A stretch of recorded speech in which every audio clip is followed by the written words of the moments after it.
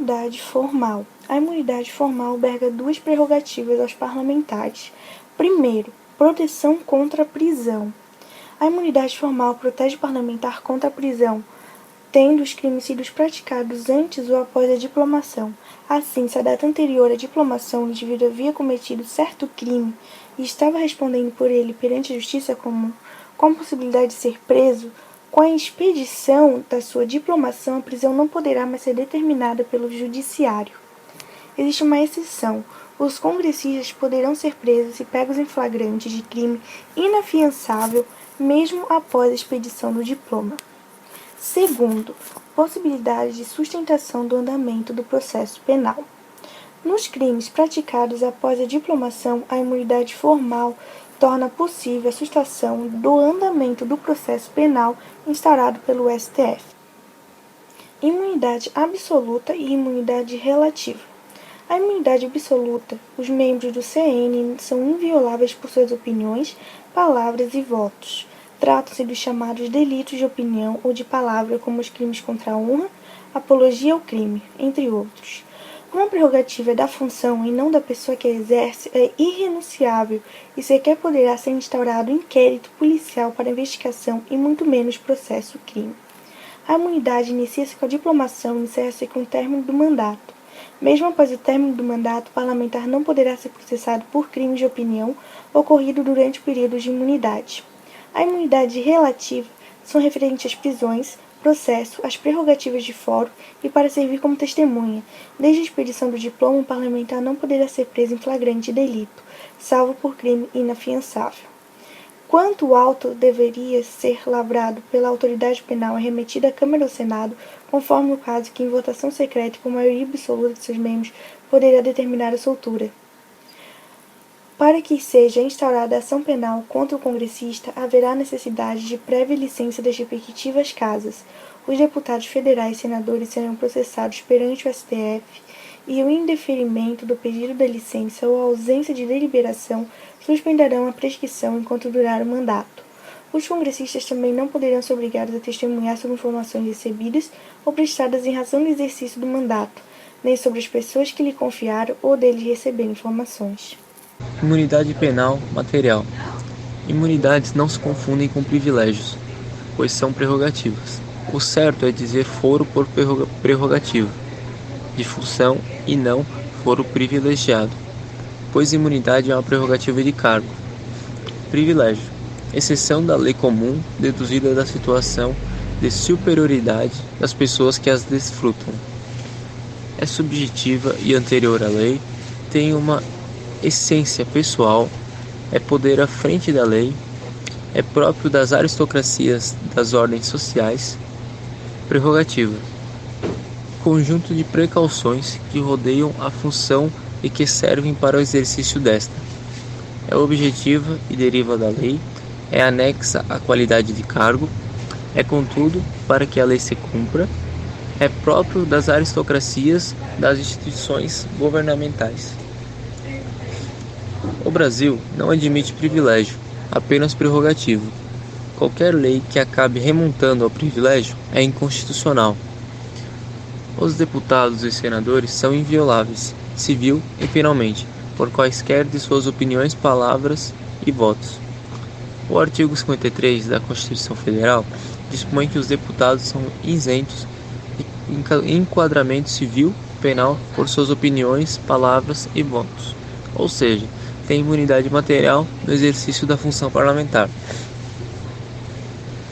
Assim que a imunidade material é prevista no artigo 53 da Constituição, não é absoluta, pois somente se verifica nos casos em que a conduta possa ter alguma relação com o exercício do mandato parlamentar. Cessado o mandato, os parlamentares não poderão ser responsabilizados por manifestações ocorridas durante seu exercício. Se as manifestações ocorrem no recinto da Casa Legislativa, estarão sempre protegidas penal e civilmente pela imunidade material. No caso de manifestações ocorridas fora do Parlamento, cabe perquirir na conexão com o exercício do mandato ou com a condição parlamentar. Caberá à própria Casa coibir eventuais excessos por quebra de decoro parlamentar. Exemplo: tal cláusula abrange as entrevistas jornalísticas, a transmissão para a imprensa do conteúdo de pronunciamento ou de relatórios produzidos nas casas legislativas, as declarações feitas aos meios de comunicação social. Isso porque tais manifestações, desde que vinculadas ao desempenho do mandato, qualificam-se como natural progressão de exercício das atividades parlamentares. Imunidade material significa que os parlamentares não podem ser responsabilizados em razão de suas opiniões. Com relação a esses aspectos, os parlamentares são irresponsáveis civil e penalmente. Não sofrem ações penais por crimes de palavra. Isso significa que os políticos, deputados federais, senadores, deputados estaduais e vereadores podem falar o que quiserem quando no exercício de sua função. Imunidade de deputados estaduais e vereadores. Deputados estaduais têm as mesmas imunidades dos congressistas. Para isso, devem constar tais imunidades na Constituição Estadual, mantendo-se o fora por prerrogativa de função do TJ. São válidas apenas em relação às autoridades jurídicas, estaduais e locais, não podendo ser invocada em face do Poder Judiciário Federal.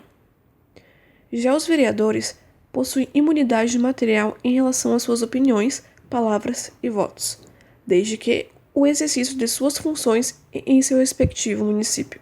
Imunidade prisional.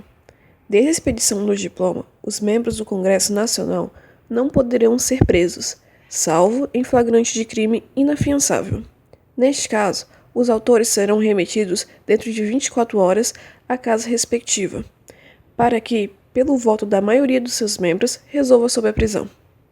Deve-se atentar ainda que nenhum dos outras modalidades de prisão cautelar ou mesmo de prisão civil tem incidência do fora especial por prerrogativa de função.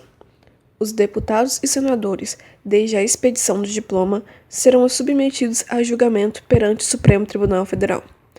Encerrando o mandato, cessa automaticamente a presença prerrogativa de função. Imunidade probatória. O parlamentar também conta com certa imunidade probatória, isto é, não é obrigado a testemunhar sobre informações recebidas ou prestadas em razão do exercício do mandato, nem sobre as pessoas que lhe confiaram ou deles deram informações.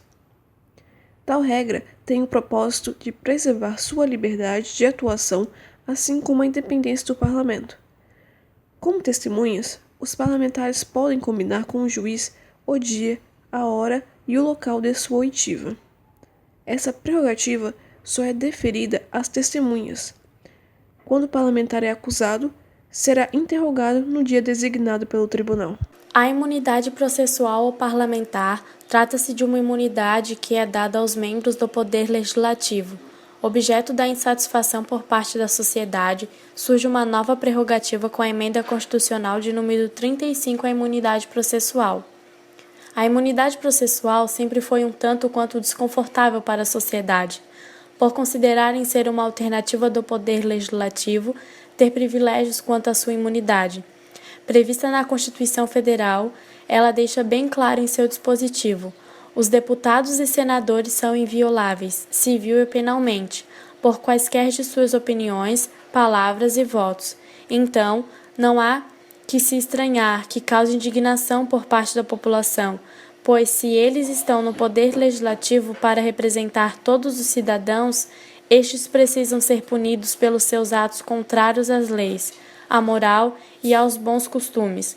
Com a Emenda Constitucional de número 35, surge uma nova prerrogativa para a imunidade processual.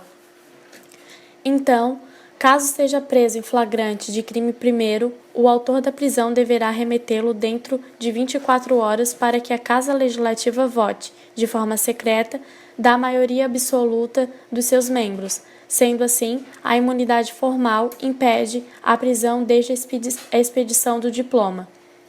Antes dessa emenda constitucional, isso não era possível, pois era proibido de qualquer forma a instauração de processo criminal sem a licença da Casa Parlamentar. O Supremo Tribunal Federal, antes dessa emenda, deveria pedir autorização por parte da Casa Legislativa para entrar com o processo. Sendo assim, o processo de crime praticado antes da diplomação poderá seguir seu curso normal, sem licença da Casa Legislativa e que nada poderá fazer, caso seja contestado o fato criminoso. Lembrando que a imunidade só alcança aqueles crimes cometidos após a diplomação, se ocorrer antes. Poderá ser processado dentro das formalidades, sendo que a competência é do STF. O que não pode ser aceito é um representante popular ser alvo de um crime e não responder por este. Por possuir imunidade, afinal, eles estão ali para nos proteger e amparar de acordo com as leis. Nós não temos imunidade contra parlamentos corruptos.